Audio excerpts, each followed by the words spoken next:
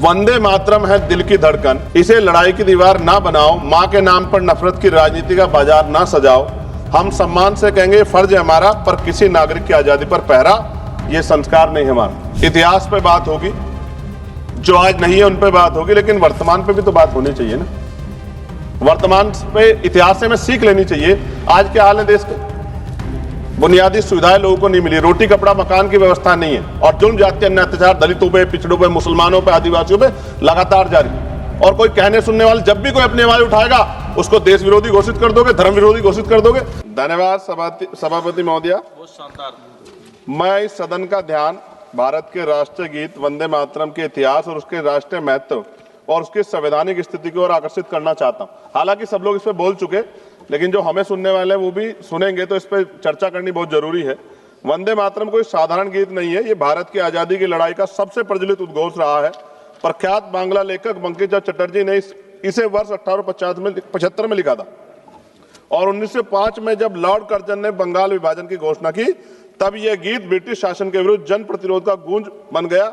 British police जब भारतीयों की आवाज दबाने के लिए लाठी चलाती थी, गोलियां दागती, तब हमारे क्रांतिकारी नायक नायिकाएं वंदे मातरम गर्जना से आसमान गुजा देते थे।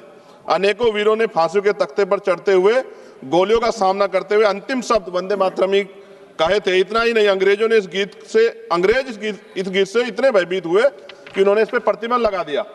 सभापति महोदया, साल 1937 में जब राष्ट्रगान तय करने का प्रश्न उठा तो इसके लिए एक समिति बनाई गई। तो साल 1937 में बनी वह 3 सदस्यीय समिति, जिसमें नेहरू जी, नेताजी सुभाष चंद्र बोस और गुरुदेव रविंद्रनाथ टैगोर जैसे महानायक शामिल थे, और टैगोर जी की सलाह पर वंदे मातरम के पहले 2 अंतरों को राष्ट्रीय गीत के रूप में स्वीकार करने की अनुशंसा की गई। इस अनुशंसा को संविधान सभा ने 24 जनवरी 1950 को पूर्ण सहमति से राष्ट्रीय गीत का दर्जा प्रदान किया। ऐसे में आज उसकी स्थापित, स्वीकृत और सर्वमान्य स्थिति पर अनावश्यक विवाद खड़ा करना न केवल इतिहास के तथ्य और संविधान की मर्यादा के विपरीत है, बल्कि यह उन महान विभूतियों, विशेषकर बोस जी और रविन्द्रनाथ टैगोर का भी अपमान है, जिन्हें आज भाजपा स्वयं अपने आदर्श बताती। मुझे याद है कि प्रधानमंत्री जी, पूर्व का जो पश्चिम बंगाल का चुनाव हुआ था, माननीय प्रधानमंत्री जी टैगोर जी का लुक धारण करके हमने सबने देखे।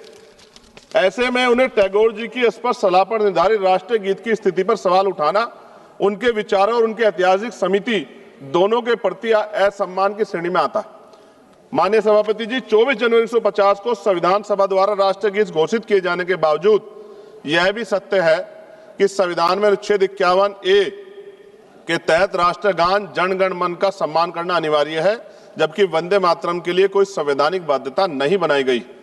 इसलिए वंदे मातरम का सम्मान हमारे नैतिक कर्तव्य है, लेकिन किसी भी नागरिक पे इसे अनिवार्य करना संविधान की भावना के अनुरूप नहीं, और हम संविधान को मानने वाले लोग हैं। हमारे महान स्वतंत्रता सेनानियों ने एक ऐसा भारत चाहा था जहां देशभक्ति, स्वतंत्रता और सबकी आस्था तीनों का सम्मान साथ साथ रहे। वंदे मातरम इस देश की आत्मा में बसता है, परंतु देशभक्ति को किसी एक नारे, एक गीत या एक प्रतीक तक सीमित करना भी उचित नहीं। हमारा भारत संविधान विविधता और स्वतंत्रता पर विश्वास करने वाला है। इसी संदर्भ में मैं संविधान निर्माता परम पूज्य डॉक्टर बाबा साहब अम्बेडकर की एक अमर पंक्ति कोट करना चाहता हूं, जिसमें उन्होंने कहा, राष्ट्र व्यक्ति से बनते, मिट्टी से नहीं बनते। यानी राष्ट्र की असली शक्ति उसके नागरिक हैं, उनकी चेतना, उनके अधिकार, उनकी स्वतंत्रता है।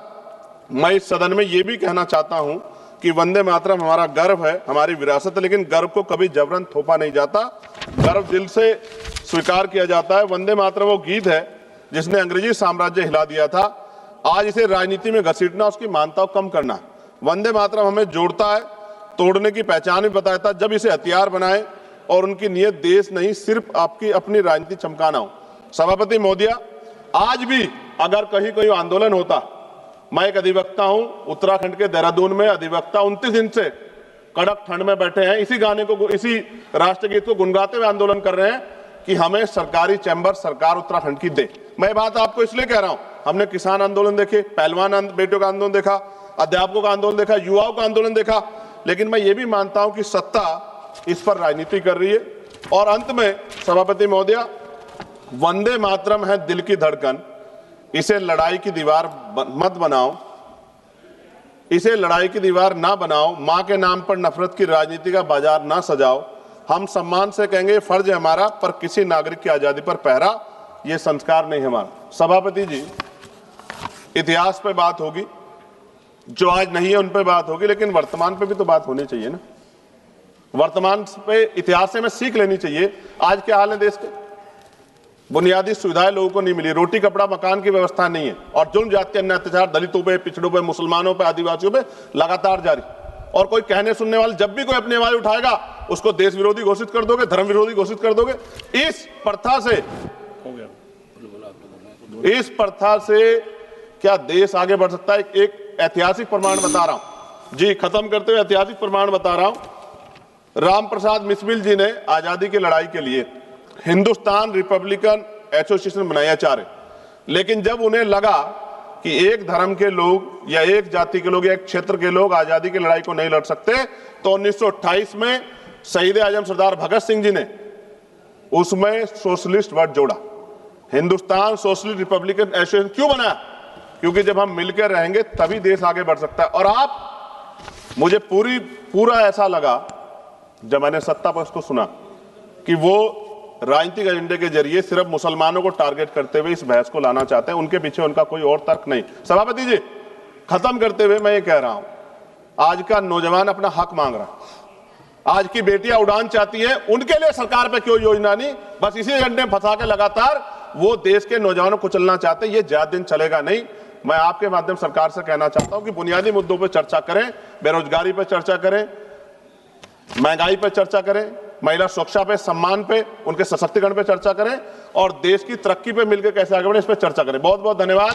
जय भीम, जय भारत, जय संविधान, जय मंडल, जय जोहार।